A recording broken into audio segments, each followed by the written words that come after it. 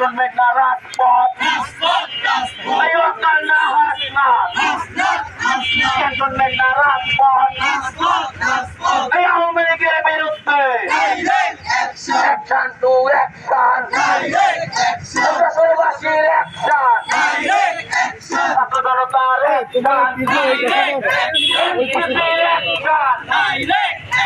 নাগরিক কমিটির এই ভারত না বাংলাদেশ, দিল্লি না ঢাকা, দিল্লি না ঢাকা, দিল্লি না ঢাকা, কলকাতা না যশোর, কলকাতা না যশোর, হিন্দি না বাংলা, হিন্দি না বাংলা, দিল্লি না ঢাকা, এই ওয়াকার না হাসনাত, ক্যান্টনমেন্ট না রাজপথ, এই ক্যান্টন না হাসনাত,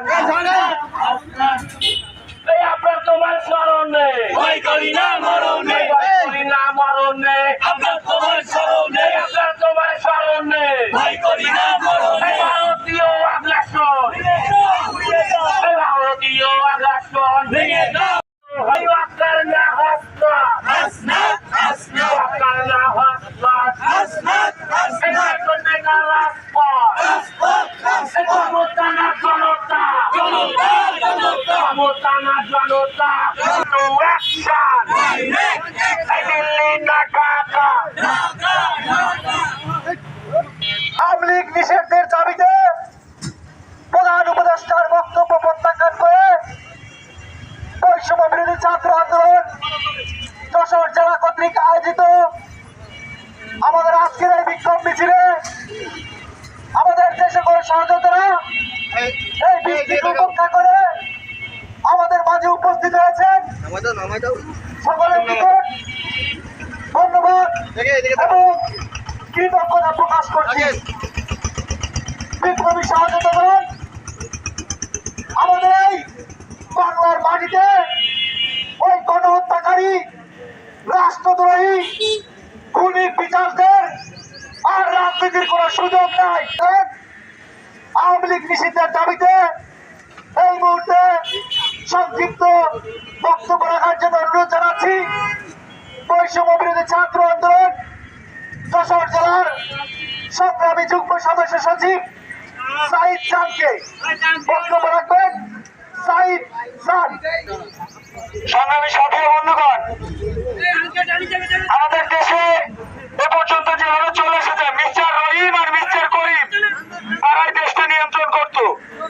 কখনো ভাবতে পারিনি আমাদের ছেলে দেশের প্রধানমন্ত্রী হবে, কোন ছেলে দেশের প্রধানমন্ত্রী হবে, এটা কখনো ভাবনাতেও আসেনি আমাদের। কিন্তু বর্তমান পর্যায়ে আমরা দেখতে পাচ্ছি এদেশের সাধারণ মানুষ এখন প্রত্যেকেই উপদেষ্টা হওয়ার স্বপ্ন দেখে, এদেশের প্রত্যেকটা মানুষ প্রধানমন্ত্রী হওয়ার স্বপ্ন দেখে। আমরা দেখেছি বেশ কিছুদিন আগে ক্যান্টনমেন্টের নীল নকশা বের হয়ে এসেছে, সেখানে আমাদের আপনার ভাই বিষয়টি ক্লিয়ার করেছেন কিভাবে বাংলাদেশের রাজনীতিতে আর্মিরা কিভাবে হস্তক্ষেপ করে।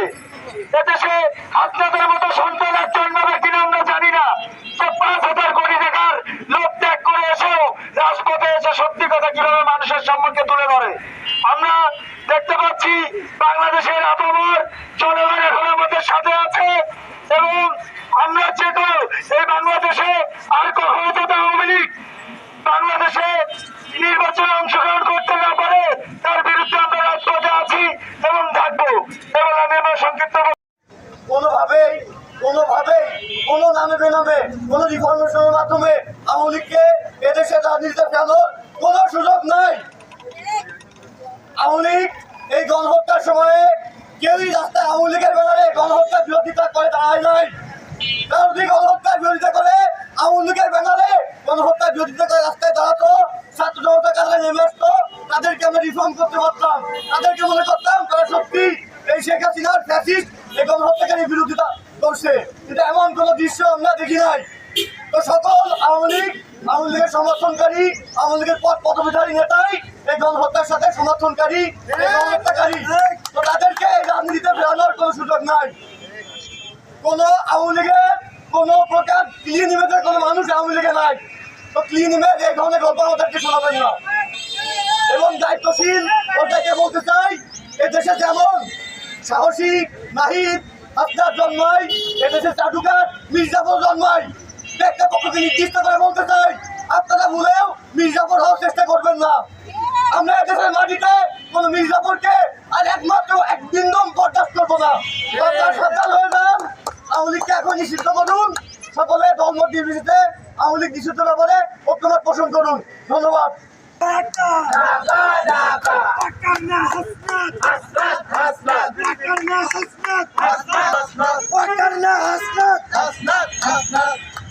আপনারা জানেন আজকে এই বৈরী আবহাওয়ায় বৃষ্টির মধ্যে দাঁড়িয়ে আমরা কোন দাবিতে এখানে সমবেত হয়েছি। বন্ধুগণ, আপনারা কিছুদিন আগেই দেখেছেন এখনো 6 থেকে 7 মাস আগে সর্বোচ্চ খুব বেশি দিন হয় নাই। এখনো আমার সেই আহত যোদ্ধা হাসপাতালের বেড়ে কাতরায়। আমরা এখনো ভুলে যাইনি সেই জুলাই। এই জুলাই একজন পুলিশ অফিসার বলেছিল, স্যার একটি বলে একটি বাড়ি একটি যায়, বাকি দিক থেকে যায়। আজকেও আমরা সেটা প্রমাণ করার জন্য এই বৃষ্টিতে এই বৈরী আবহাওয়ায় এখানে এসে দাঁড়িয়েছি। আমরা জীবন দেব, আমরা এই রাজপথে আমাদের তাজা রক্ত ঢেলে দিয়ে, আমরা নিজেদের জান, আমাদের নিজের জানকে কোরবান দিয়ে এই আওয়ামী লীগকে নিষিদ্ধ করার দাবিতে আমরা আমাদের সমস্ত সর্বশক্তি নিয়ে এখানে দাঁড়িয়েছি এবং আগামী দিনেও দাঁড়াবো। যতদিনে আওয়ামী লীগকে নিষিদ্ধ না করা হবে, যতদিন এই ফ্যাসিস্টকে এই বাংলাদেশে আবার পুনর্বাসনের করার চেষ্টা করা হবে, আমরা স্পষ্টভাবে বলে দিতে চাই, সেই প্রচেষ্টা আমরা এই বৈষম্যবিরোধী ছাত্র আন্দোলন জাতীয় নাগরিক কমিটি কখনোই সফল হতে দেবে না। আপনারা বলেছেন রিফাইন্ড আওয়ামী লীগ, আরে কিসের রিফাইন্ড আওয়ামী লীগ? বিগত 17 বছর ধরে যখন আয়না ঘরে নির্যাতন করা হয়েছে, একটা সামান্যতম ডিমার তোলার কারণে আয়না ঘরে নিয়ে পিটিয়ে মারা হয়েছে, তার লাশটা পর্যন্ত তার পরিবারের কাছে দেওয়া হয়েছে। আওয়ামী লীগের সেই ক্লিন ইমেজ কোথায় ছিল এতদিন? এই 17 বছর সেই ক্লিন ইমেজ কোথায় ছিল? আজকে কেন ক্লিন ইমেজের গল্প বলা হচ্ছে আমাদের? বিগত 17 বছরে যখন আমার ভাইদেরকে রাস্তা করে মারা হয়েছে, গুম করা হয়েছে, খুন করা হয়েছে, নির্যাতন করা হয়েছে, আমার বোনদেরকে কিভাবে রক্তাক্ত করা হয়েছে, জঙ্গি বলা হয়েছে, জঙ্গি নাটক করা হয়েছে, তখন তো এই রিফাইন্ড আওয়ামী লীগ আসেনি আগায় যে না, আমরা আমাদের বিবেক, আমরা সচেতন নাগরিক, আমরা এই ফ্যাসিস্টের সাথে এক না, আমরা আপনাদের এই যৌক্তিক দাবির পক্ষে একমত। কেউ বলে নাই বিগত 17 বছর যখন কেউ বলে নাই, আমার হাজার হাজার শহীদি ভাই এবং আমার কয়েক হাজার আহত সহযোদ্ধার রক্তের সাথে বেইমানি করে আমরা এই রিফাইন বা কোনো গল্প আমরা শুনতে এখানে আসি নাই। আমাদের দাবি একটাই, এই আওয়ামী লীগকে নিষিদ্ধ করতে হবে। প্রধান উপদেষ্টাকে একটা কথা স্পষ্ট করে বলতে চাই, আপনি এই ছাত্রদের রক্তের উপরে দাঁড়িয়ে আজকে প্রধান উপদেষ্টা হয়েছে। আপনি এই আওয়ামী লীগের ব্যাপারে কথা বলার আগে অত্যন্ত এই রক্তের ছবিগুলো আগে দেখে নেবেন, এই ভিডিওগুলো আগে দেখে নেবেন। আপনার কাছে অনুরোধ করতে চাই, আপনি যদি এই আওয়ামী লীগকে দ্বিতীয়বার পুনর্বাসনের কথা বলেন, আমরা রাজপথে বিপ্লবী সরকার গঠন করার ঘোষণা দেব এবং বিপ্লবী সরকার গঠন করে আমরা এই নতজানু সরকারকে প্রয়োজনে উৎখাত হবো ইনশাল্লাহ। তবুও আমরা এই ফ্যাসিস্টের কোনো পুনর্বাসন করতে দেব না। ইনকিলাব জিন্দাবাদ। আমরা নতুন করে যে আওয়াজটি শুনতে পাচ্ছি এই ষড়যন্ত্রকারীদের ভেতর থেকে, যে রিফাইন্ড আওয়ামী লীগ, মানে আওয়ামী লীগের সেকেন্ড ক্লাস থার্ড ক্লাসদেরকে নিয়ে আবার নতুন করে আওয়ামী লীগ গড়ে তোলার চেষ্টা করা হচ্ছে। উনি তাপসকে দিয়ে নতুন করে আওয়ামী লীগ গঠন করার চেষ্টা করা হচ্ছে। এর থেকে বেশি হাস্যকর প্রস্তাব বা এর থেকে বেশি হাস্যকর বিষয় আর কোনো কিছু হতে পারে না। আর আমাদের সেনাপতির কাছে আমরা বলবো যে আপনি যদি আওয়ামী লীগকে প্রতিষ্ঠিত করতে চান, আপনি সেনাপ্রধানের দায়িত্ব ছেড়ে দিয়ে আওয়ামী লীগের সভাপতি হয়ে যান। আপনি সেনাপ্রধানের দায়িত্ব ছেড়ে দিয়ে আওয়ামী লীগের সভাপতি হয়ে যান। এই দালালি বাদ দেন, এই ভারতের হয়ে দালালি করে বাদ দেন। এই দালালি যদি বাদ না দেন, আপনার জুনিয়র সৈনিক, আপনার জুনিয়র অফিসার এবং সৈনিক থেকে শুরু করে সাধারণ ছাত্র জনতা আপনাকে ক্যান্টনমেন্ট থেকে বের করে ছাড়বে। সুতরাং এই বলে আমি আমার বক্তব্য শেষ করতে চাই। কোন রকম এদিক সেদিক করার চেষ্টা করবেন না।